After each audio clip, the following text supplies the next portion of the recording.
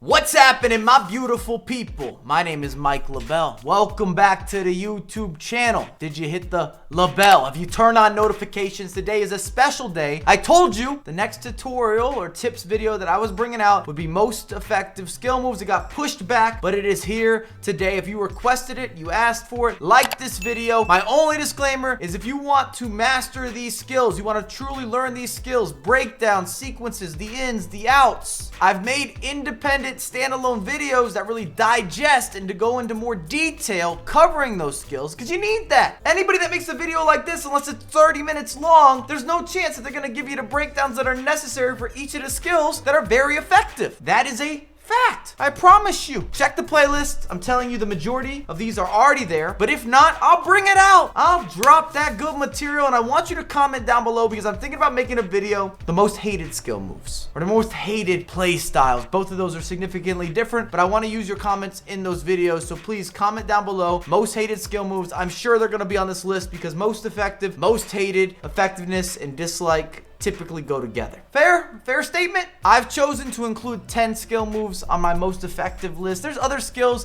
that of course you can incorporate, but if you master these, you've got the package. You have everything you need to be dynamic, to be creative, to be innovative on the virtual pitch. That is a Dirty Mike stamp of approval.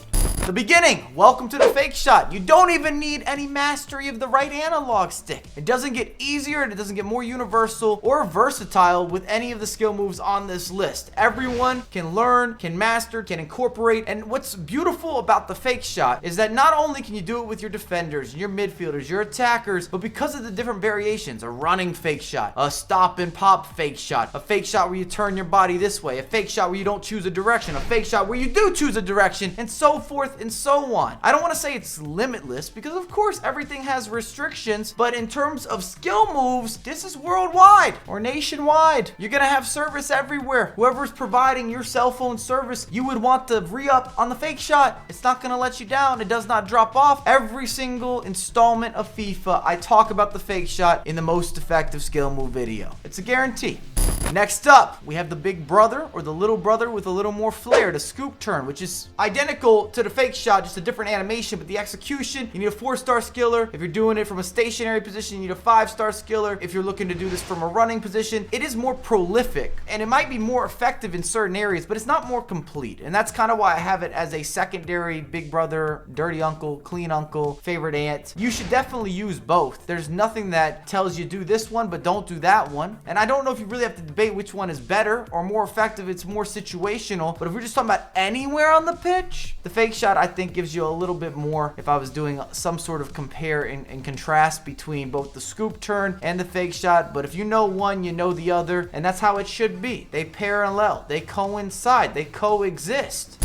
And we move. We're actually building or crossing or funding the bridge. Bridge dribble, brand new to FIFA 21. You get a speed burst, and it's difficult to guess when and how someone's going to set it up, especially as they get better. You combine it with other skills. You get more strategic with how you incorporate the bridge, whether it's down the wings, whether it's on the edge of the box. And the big helper is not only do you get that speed bump, but sometimes you take the ball off the defense. You can catch an offside trap. You burst through. If someone is not paying attention or they're not on their A game, they fall asleep or they lose focus for just a half second, you hit them with the bridge, you're now riding across that bridge or you're walking across the bridge. It's such an effective skill, and as I was saying with the previous skills, for the most part here, this is completely universal. You can do a bridge dribble, I think, with the goalkeeper. I would not recommend it, but it's possible. Every single player on the virtual pitch is capable and willing to do the bridge.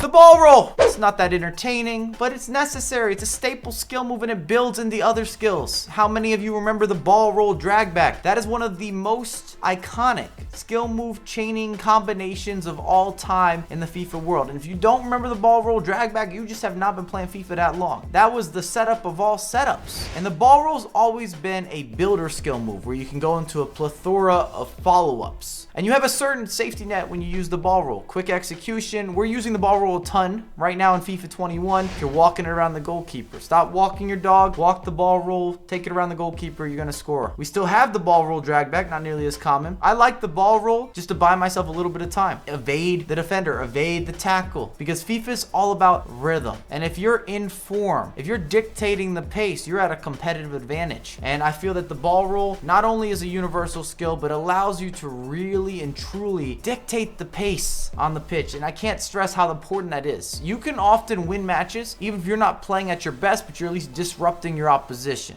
Step overs, my goodness. Should we just call this the Anders effect? This is the best year we have ever seen for step overs, and many of you will probably say, why is this not number one? Because you don't need it, but you should have it in your arsenal. And the reason that it's so effective is because it combines shielding, explosiveness, and being deceptive. Not many skill moves have that in their arsenal or in their back pocket or in the locker room. It's just not gonna be there for the majority of skills, and anyone can do it. You start hitting the step over on the step over on the step over. You don't know when the exit is coming. Half the time when you do guess, it still creates enough speed or enough pace, especially with some of the more overpowered or gifted or meta players, and you just sit there on the back end saying, I knew what was coming, but I wasn't able to step in front. But the reason that I have other skill moves in front of step overs is because I feel if you learn those, or the priority of learning those is a little bit higher if you want to improve your performance, if you want to get better results. If you only learned a step over, would that be enough? I'm not sure if it's at that point yet. Sure, if you want to bring up Tex, Anders, Moalba, world champions, Gorilla, and step overs, these guys don't need any other skills. They're so gifted with this one skill, but the majority of you watching will not be able to have that same level of mastery. So you need a collective, and it's easier to master the fake shots and the ball rolls and the scoop turns before going into the step over. You just keep adding to your toolbox of tricks, not to be confused with the cereal.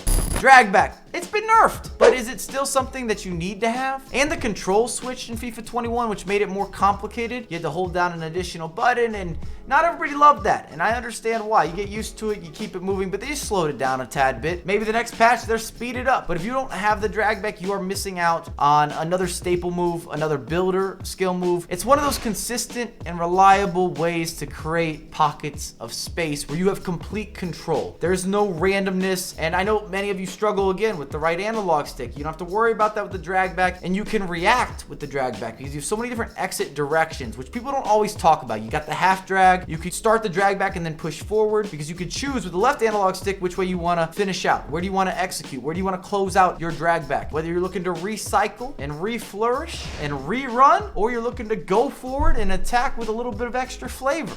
La Croquette. Thank goodness it has been nerfed and it's no longer like FIFA 19 where it was the spam Croquette. Now you've got to set it up, and what we've seen is the stop and pop fake shot into the La Croquette. It's very good from dead ball situations or stationary situations. You need the 4-star skiller, and it still allows you to burst by the opposition. I've always called this the Iniesta skill, and it definitely holds a lot of weight anywhere on the edge of the box, inside the box, from different types of angles. It allows you to re-angle in a creative way. I'm a big supporter of the La Croquette. I think that EA's done a good job balancing the La Croquette in FIFA 21. This is where it should be, because we've seen it where it's been way too overpowered, and I do not want to revisit FIFA 19. Neither do you. Especially not with the La Croquette or the El Tornado flicks. Body feints. Boy, do I like a good body feint. And I might have a bias, and I'm okay if you say, Mike, you do have a bias here. You're able to move left, you shimmy right, you shake, you bait. I'm taking around the goalkeepers. I got that vision. You can attack. They are very responsive skills. And it does remind me, there's glimpses here of being able to pull off multiple body feints consecutively, similar to FIFA 14, FIFA 15, even FIFA 16. You still got the pullback body feint. There is a lot of varying effects to the body feint if you're willing to invest the time and bring back the good old days. You've got to go back to the FIFA goodness, the prime foot golden era. The roulette, which makes me happy to be able to include this on my effective skill move list, because the roulette, that spin, some of you aren't going to stand behind it either. And I get so much effectiveness from when I finalize the execution. I get a little bit of jump of pace, and there's certain situations that you can use this skill. Some of you want to spam skill moves, and you struggle because not every skill move can be spammed. In fact, most of them should not be designed where it's possible to randomly do the skill and have success rates. It's all about timing and then setting up your opposition, being deceptive, being creative. You should be rewarded for thinking above and beyond, for having a faster thought process. It's as if you got a better processor in the computer than your opposition. I want to feel that. I need that speed advantage. And the roulette is a 3-star skiller. Most of you understand how it works, but it's basically a 360 the way that you're facing when you're on the right analog stick. I've already done videos on the roulette. Watch those videos because I'm hitting it all over, folks. All through the weekend league. Don't tell me that it does not put in work. I don't believe you.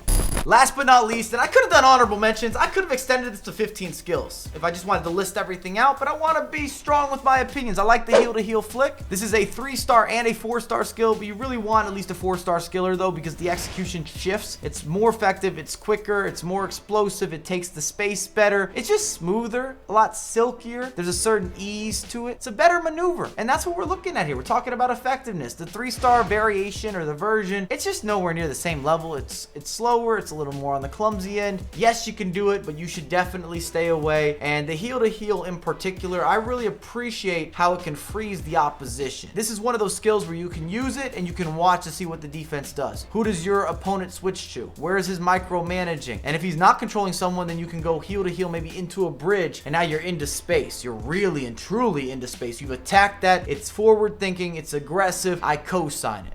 Thanks again for watching. If you enjoyed the content, make sure to drop some love. I have a lot more coming out for you ASAP. Let me know in the comments, what are some of your most hated skill moves? Maybe give me a top 3 or a top 5. We need that dialogue, that open discussion. The vibes are heavy. The energy is right. I only wish you health, wealth, and prosperity. I have a lot more content coming out ASAP.